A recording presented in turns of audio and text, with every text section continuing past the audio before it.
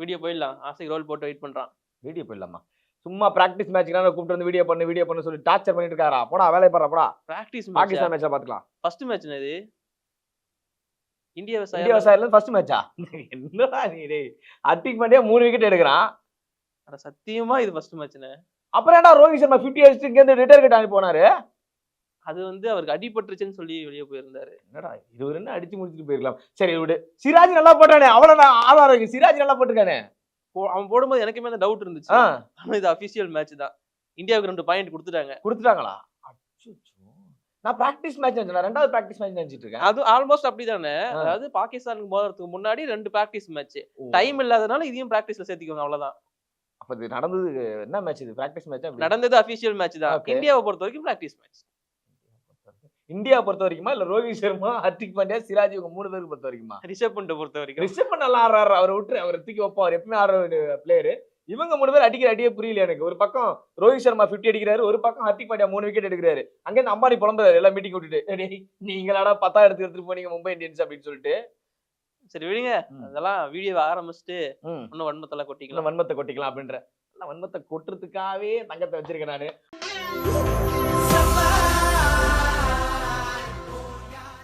ஆலிநாட் sports நேயர்களே அனைவருக்கும் வணக்கம். நான் விஜய் சிட்டி, என் கூட நிதிஷ் குமார்.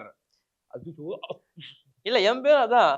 இப்ப ரீசெண்டா ஹாட் டாபிக்கா இருக்கிற பேரும் அதுதான். அதனால டக்குன்னு எனக்கு மைண்ட்ல ஃபுல்லா ஆக்சுவலி ஃபேக்ட் என்னன்னா அவர் அமைச்சரா இருக்கிறப்பதான் அவரை பார்த்து எனக்கு பேர் வச்சாங்களாம். நான் பிறந்தப்போ. உங்க அப்பா வச்சாரடா? இல்ல என் தாத்தா வச்சிருக்காரு. ஆனா உனக்கு தெரியுமா யாரை பார்த்து யார் வைக்கிறாங்களோ அவங்க நல்லா இருப்பாங்களா? பேர் வைக்கிறவங்க அடுத்து அந்த பேரை வாங்குறவங்க எப்படி இருக்க போறாங்கன்னு தெரியல. பட் அதர்வைஸ் இப்போ வரைக்கும் நல்லா தான் தம்பி இருந்துட்டு இருக்க. என்ன ஹேர் கட்லாம் பயங்கரமா இருக்கு, சூப்பரா இருக்கு. இல்ல இன்னைக்கு ஒரு நல்ல விஷயம் நடக்கும்னு நம்பி சஞ்சீவ் சாம்சனை இறக்குவாங்கன்னு நினைச்சிருப்பேன். இப்போ உங்க அண்ணன் இறங்கல. உங்க அண்ணன் இறங்குறதுக்காக திருப்பதி போயிட்டு மொட்டை போட்டுவா. அப்பயும் உங்க அண்ணன் இறங்க மாட்டாரு. ஒன்னும் இல்ல பிரச்சனை விடு. சேர்கல்ஸா அடோப் பண்ண வேற வழியிலடா. அப்படி பார்த்துலதான் ஒண்ணு நம்மள. Okay fine. சோ எஸ் மகளே, சோ இன்னைக்கு நடந்த இந்தியா வர்சஸ் அயர்லாந்து மேட்ச் ஒரு சூப்பரான மேட்சா இருக்குன்னு கேட்டீங்கன்னா கண்டிப்பா ஒரு சுமாரான மேட்ச் தான் சொல்லுவேன். Average match. என்னதான் நீங்க இப்படி லோ ஸ்கோரா இருக்கு அப்படின்னு கேட்டாலுமே மைதானம் தான் அதுக்கு மிகப்பெரிய ஒத்துழைப்பு கொடுத்துச்சுன்னு சொல்லுவேன். ஏன்னா பெருசா அவுட்ஃபீல்ட் ரொம்ப ஸ்லோ.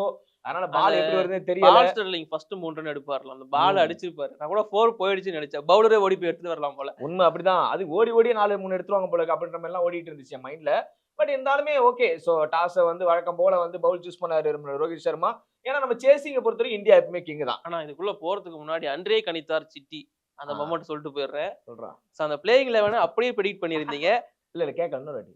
அன்ரே கணித்தார் சிட்டி அந்த பிளேயிங் 11 அப்படியே ப்ரெடிக்ட் பண்ணிருந்தீங்க. ஒரே ஒரு சின்ன சேஞ்ச் இல்ல அதை எக்ஸ்பெக்ட் பண்ண ஒண்ணுதான். நம்ம வீடியோ முடிச்சுட்டு அதை பத்தி பேசிருப்போம். குல்தீப் யாதவ்னு சொல்றான், அந்த எடுத்துட்டு போக மாட்டான் பாருங்க அப்படின்னு. அதே ஏத்த மாதிரி அக்ஷர் பட்டேல் உள்ள கொண்டு அது ஆசிக் பயலால போகும்போது. ஆனா அந்த குல்தீப் யாதவ் உள்ள இருப்பாருன்னா சரி மேபி ஸ்பின்னுக்கு பயங்கரமா இருப்பாருன்னு சொல்லிட்டு அவர் பேரை சொல்லுங்க. சரி ஓகே அவன் சொல்றான்னு சொல்லிட்டு சொன்னேன். அதான் ஒன்னால நான் கேட்டேன், நீ நம்ம 2 பேர் வச்சுக்கலாம். ஏன்னா ஒரு பக்கம் விராட் கோலி அடிப்பாருன்னு, ஒரு பக்கம் இந்த மேட்ச் செம ஃபைட்டிங்கா இருக்கும் அப்படின்னு சொன்னேன்.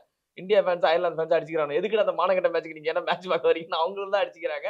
ஒரு பக்கம் ஆசிக் குல்தீப் யாதவ் தான் பயங்கரமா பவுலிங் விக்கெட் எடுப்பாருன்னா அவன் ஒரு பக்கம். ஆசிக் மட்டும் கிடையாதுன்னு நிறைய பேர் குல்தீப் யாதவ் உள்ள எடுப்பாங்க, விக்கெட் எடுப்பாருன்னா எதிர்பார்த்தாங்க. சரி ஓகே. இந்த மாதிரி எக்கச்சக்கமான விஷயங்கள் இருந்தாலுமே என்ன இன்னைக்கு சர்ப்ரைஸான விஷயம் நடந்துச்சு.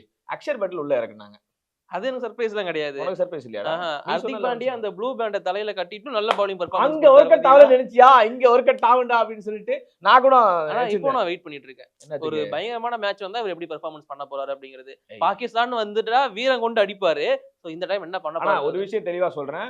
இன்னைய மேட்ச் நீங்க என்னதான் சொன்னாலும் ஹர்திக் பாண்டியா ஃபுல் கிரெடிட்ஸ் கொடுத்தாகணும். பவுலிங் செம்மையா இருந்துச்சு. அந்த இன்சிங்ல ஒரு போல்ட் எடுத்தாரு பாருங்க. அதெல்லாம் சான்ஸே கிடையாது. செம்மையா இருந்துச்சு. அது கீப்பர் கேட்ச். அப்புறம் டீப் பாயிண்ட் ஒரு விக்கெட் எடுத்தாரு. அதெல்லாம் சூப்பரா இருந்துச்சு. ஹர்திக் பாண்டியாவை எங்க தொலைச்சோம்? அதாவது மும்பைல தொலைக்கலாம் இல்ல, தொலைக்க வச்சீங்க அவரை. அதுக்கப்புறம் கண்டுபிடிச்சு எடுத்துட்டு வந்த மாதிரிதான் இருந்துச்சு. கொஞ்சம் நஞ்சமா ட்ரோல் பண்ணீங்க அவரை. அப்புறம் என்னடா பும்ரா மாதிரி பவுலர் கொண்டு 2வது 3வது இன்னைக்கு பார்த்தா அவர் 6வது ஓவர் போட்டாரு தெரியுமா உனக்கு? இதான் எங்க போய் சொல்ல நான் நினைச்சுக்கிட்டேன் ரோஹித் சர்மா ஹர்திக் பாண்டியா பேசிட்டாங்க போல இருக்கு அப்படின்னு சொல்லிட்டு பேசி அவனுக்கு 6வது ஓவர் போடு, அப்பதான் அவனை கேப்டனா பாப்பா அப்படின்ற சிராஜ் அந்த ஐபிஎல்ல கடைசி ஒரு 6 போட்டி ஃபார்முக்குள்ள இருந்தாருல, அந்த ஃபார்ம் அப்படியே கண்டினியூ பண்ணியிருந்தாரு. நான் இன்னைக்கு அடி வாங்குவார்னு எதிர்பார்த்தேன், ஆனா எதுவும் நடக்கல. அடி ஹர்ஷதீப் வந்து கடைசியா வாங்கிட்டாரு. ஸ்டார்டிங்ல நல்லா போட்டு 2 விக்கெட் ஃபர்ஸ்ட் எடுத்து அவர்தான். 3வது ஓவர் வரைக்கும் சூப்பரா இருந்துச்சு. 4வது ஓவர் வந்து அடி வாங்கிட்டு இருந்தாரு. அவர் ஃபார்ம் கொண்டு முக்கியமா நான் முன்னாடியே சொல்லியிருந்தேன், டெலனி வந்து நல்லா ஆடுவாரு அப்படின்னு. ஜோஷுவா லிட்டில் வந்து அவர் வந்து ஒரு பவுலர், அவர் வந்து நல்லா பண்ணிட்டு இருந்தாரு. அந்த கடைசி ரன் அவுட் மட்டும் இல்லனா ஒரு 120 கிட்ட போயிருப்பாங்க நினைக்கிறேன். கம்யூனிகேஷன் ரெண்டு பேருக்குள்ள இன்எக்ஸ்பீரியன்ஸ் அப்படிங்கிறது அங்க தெளிவா தெரிஞ்சிருந்துச்சு அயர்லாந்து கிட்ட இருந்து. டெஃபினெட்லி இந்தியா பொறுத்த வரைக்குமே அதான் நீ சொன்ன மாதிரி தான் நான் ஆப்வியஸ்லி உள்ள வரேன்.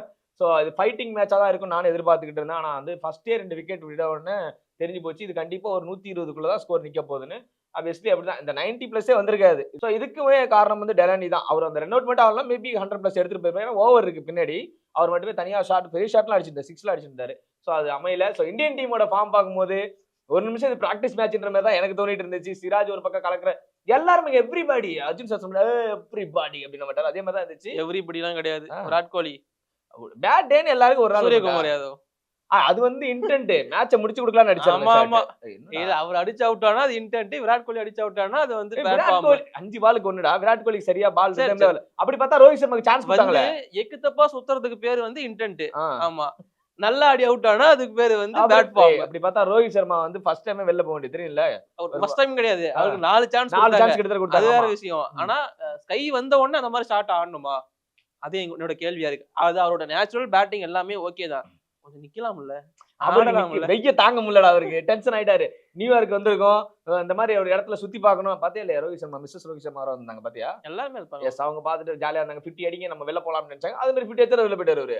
நான் என் ஒய்ஃப் வெளில போறேன், நீங்க எல்லாம் விளாண்டு முடிச்சுட்டு வாங்க அப்படின்னு. யார் ரிஷப் பண்ட் நின்னுட்டு எங்க போறீங்க அப்படின்ற முடிச்சுட்டாடா அப்படின்னு. அதே மாதிரி கம்ஃபர்டபுளா முடிச்சு கொடுத்தாரு. ரிஷப் பண்டோட ஃபினிஷிங் ஷாட் வந்து பயங்கரமா இருந்துச்சு. முன்னாடி 6 அடிப்பாருன்னு பார்த்தா பின்னாடி 6 அடிக்கிறாரு. அவரால மட்டும் தான் அடிக்க முடியும். ஷாட்ல இப்ப பாக்கும்போது எனக்கு உண்மையாவே பாகிஸ்தான் சம்பவம் பண்ண போறாரு அப்படின்ற மாதிரி மைண்ட்ல ஓடிட்டு இருக்கு. ஏன்னா இந்த ஃபேஸுக்கே பால் அங்க போய் விழுதுன்னா ஆனா அவங்க போடுற பால்ல யோசிச்சு பாரு. பாகிஸ்தானோட பெரிய பலம் வந்து அவங்களோட பவுலிங் அட்டாக். அந்த பவுலிங் அட்டாக்கா தான் பதற விடுறதுக்கு தான் நம்ம ஆளு இருக்காரு.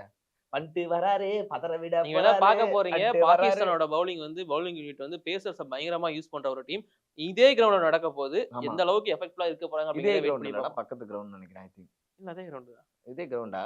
ஓகே ஃபைன், இருந்துட்டு போட்டோம். எந்த கிரவுண்டா இருந்தாங்க அங்க நிக்கிறது இந்தியா பாகிஸ்தான் பவுலர்ஸ் நாங்க விராட் கோலி வச்சிருக்கேன். ஆமா, அது ஒரு தனியா ஆடுவார் அவர். பாகிஸ்தான் தெரிஞ்சா போதும். ஆனா எனக்கு வந்து பாகிஸ்தான்லாம் டஃப் கொடுப்பாங்கன்னு தெரியல, யுஎஸ்ஏ வந்து டஃப் கொடுப்பாங்கன்னு தோணுது. அது ஒரு இன்னொரு குட்டி இந்தியா டீமே. ஆமா ஆமா ஆமா, கோரி ஆண்டர்சன் வேற அதுல இருக்காரு. அவர் ஒரு டீம் அழகா வழிநடத்தி கொண்டு போவாரு. அது மட்டும் இல்லண்ணா, அமெரிக்கா கேப்டன் கூட வந்து பாத்தீங்கன்னா இந்தியாவை சேர்ந்தவர் தான். நீங்க ஒரு சில ரெக்கார்ட் இருக்கு சொல்லிடுவா. என்ன ரோஹித் சர்மா வந்து பாத்தீங்கன்னா T20 கடந்தாரு கடந்திருக்காரு. அண்ட் செகண்ட் ஹையஸ்ட் ரன் ஸ்கோரரும் அவர் தான், 4026. Babar Azam 4023. Okay, yes, super. அது மட்டும் இல்லாம T20 வேர்ல்டு கப்ல 1000 ரன்களை கடந்த பிளேயராவும் ரோஹித் சர்மா வந்திருக்காரு. முதல் இடத்துல யாருக்கு அதையும் சொல்லிடு, விராட் கோலி கிங் அவர் தான் இருந்துட்டு இருக்காரு. அவரோட ஆதிக்கம் இருந்துகிட்டே இருக்கு. முதல் மேட்ச் வந்து அவுட் ஆயிட்டாரு நினைக்காங்க. லிட்டரலி பங்களாதேஷ் கூட இவங்கலாம் பிராக்டிஸ் மேட்ச் ஆன மாதிரி அயர்லாந்து கூட அவர் ஒரு பிராக்டிஸ் மேட்ச் ஆட்டாரு. அடுத்த மேட்ச் பாகிஸ்தான் கூட சம்பவம் பண்ண ரெடியா வருவார் நம்ம king Kohli. Player of the tournament ICC world கப்ல 50 ஓவர் ஃபார்மட் வாங்கியிருக்காரு. அதுக்கப்புறம் IPL player of the tournament வாங்கியிருக்காரு. ஸோ ஒய் ஸோ கன்ஃபார்மா வந்து கன்சிஸ்டன்சியா பெர்ஃபார்ம் பண்ணக்கூடிய மிகப்பெரிய பிளேயர். அப்படி ஒரு வாங்கிட்டாருன்னா டீம் எதுவும் வாங்க மாட்டேதுன்னு கொஞ்சம் பார்த்து பேசுங்கன்னு. என்ன விராட் கோலி சப்போர்ட் பண்ணி பேசினாலும் செய்ய வைக்கிறான். ஏடா அப்படி இருக்க? உண்மையை சொல்லு, விராட் கோலி ஏட்டர் நீ தானடா? நான் ஏட்டர்லாம் கிடையாது. ஆனா பட் இருந்தாலும் இந்த பக்கம் அயர்லாந்தோட பவுலர்ஸ் வந்து பேட்ஸ்மேன் சதிப்பு இருந்தாலும் ஓரளவுக்கு பவுலர்ஸ் வந்து நல்லா போட்ட மாதிரி தான் எனக்கு தோணுச்சு. ஜோஸ்வா லிட்டிலே விட்டுருங்க, அவரை விட்டுருங்க, அது வேணாம். பறக்க விடுறா இந்த பக்கம் அந்த பக்கம். அவரை தவிர மத்தவங்க எல்லாம் மெக்கார்த்தி நல்லா போட்டு, அடையர் நல்லா போட்டிருந்தாரு. அந்த ஸ்பின்னர் வந்து வந்திருந்தாருல ஒயிட், அந்த ரோஹித் சர்மா கையில ஒரு ஏத்துனார்ல, அந்த பவுலர் ரொம்ப பிடிச்சிருச்சு எனக்கு. எனக்கு அதான் ரோஹித். அதுக்கப்புறம் ரிஷப் பண்ட் ஏத்துனாரு வந்து. ஆமா, அது பார்த்தா என்னடா இந்தியா கிட்ட எல்லாரையும் அப்படி அவரு போயிடுவார்னு நினைச்சா. அவர் அவுட் எடுக்க ட்ரை பண்ணாங்க, முடியலப்பா, இப்படியாச்சும் அனுப்பி வைக்கலாம்னா. நியாயமே இல்ல தெரியுமா. ஆனா நல்லா பண்ணிருந்தாங்க. அயர்லாந்து மேபி டஃப் கொடுக்க வாய்ப்பு இருக்கு. அண்ட் பால் ஸ்டில்லிங்குமே தான் சொல்லியிருந்தாரு, அயர்லாந்து பாகிஸ்தான் தான் கடைசி போட்டியா இருக்கும், அது வரைக்கும் நாங்க நம்பிக்கை விட மாட்டோம் அப்படின்னு சொல்லியிருந்தாரு. இன்னொன்னு வந்து ரோஹித் சர்மா வந்து இந்த வின்னுக்கு அப்புறம் சொல்லியிருந்தாரு, இந்த பிச்சை வந்து பார்க்கும்போது எங்களுக்கு ஒரு டெஸ்ட் போட்டி ஆடுற மாதிரி தான் இருந்துச்சு. ஸோ எங்ககிட்ட டெஸ்ட் மேட்ச் ஆடின எக்ஸ்பீரியன்ஸ் இருக்கு, அதை நாங்கள் யூஸ் பண்ணோம். பட் அயர்லாந்துக்கு அவ்வளவா அது கிடையாது டெஸ்ட் எக்ஸ்பீரியன்ஸ் அப்படிங்கிறது. எங்களதுல ஹர்ஷதீப் சிங்கை தவிர மற்றவங்க எல்லாருக்குமே டெஸ்ட் எக்ஸ்பீரியன்ஸ் இருக்கு. இன்னைக்கு ஆடினாங்களா டெஸ்ட் எக்ஸ்பீரியன்ஸ் அவங்களுக்கு? அது டெஸ்ட் பண்ணி ஆடிட்டாங்கல்ல, அதான் டெஸ்ட் பண்ணி. என்னடா உண்மைதானடா நான் கேட்கறது ஆச்சுக்கு, ஐ லைக் இட்ரா. அவன் போதும் எனக்கு, வீடியோ போதும், வீடியோ போதுமா? கிடையாது, ரிஷப் பண்ட பத்தி பேசுறா. என்ன பேசணும் அதான் நீங்க பிராக்டிஸ் மேட்ச்ல 50 அடிச்சுட்டு போனவர் அந்த ஃபார்ம் அப்படியே கண்டினியூவா எடுத்துட்டு வந்தாரு. இங்கேயும் வேற லெவல் அடிச்சாரு. அது மட்டும் இல்லாம மேட்சை முடிச்சும் கொடுத்தாரு. 6 அடிச்சு. சோ சூப்பரா இருக்கு. இதை பார்க்கும்போது குட்டி தோனின்னு சொல்றத நான் ரொம்ப பெருமைப்படுறேன். எதுக்கு இப்ப தேவையில்லாம தோனி சும்மா தோனினா வியூஸ் போகும். நீ வேணா பாரு இந்த வீடியோ எவ்வளவு வியூஸ் போகுதுன்னு. MS Dhoni, MS Dhoni, MS Dhoni, MS Dhoni.